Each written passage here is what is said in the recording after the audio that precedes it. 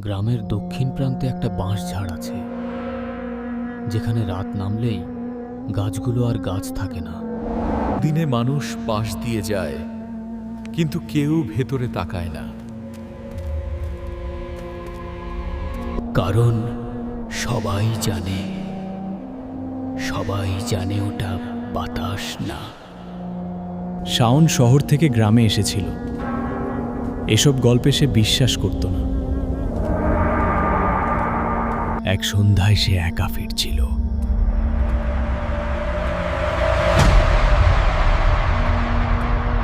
সে থামল,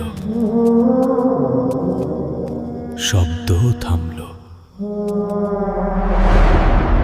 কিন্তু প্রথম রাতেই তার ভুল ভাঙতে শুরু করলো। তুমি চারদিক থেকে ফেস ফেস।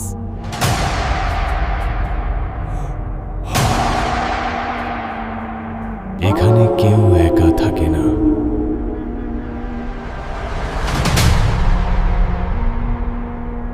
আর পা মাটিতে ছুঁয় না।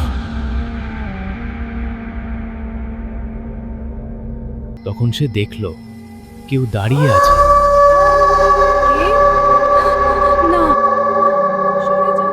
সে পালাতে চেয়েছিল,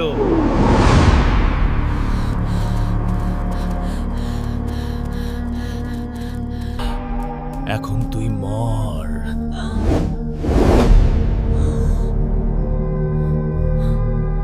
সকালে গ্রামবাসী যা দেখে তা দেখে।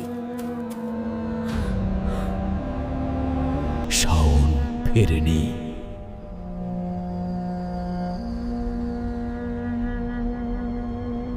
কেউ ভেতরে যায় না।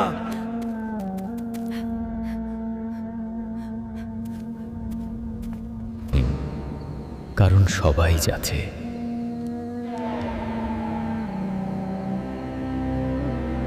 এখানে কেউ একা থাকে না।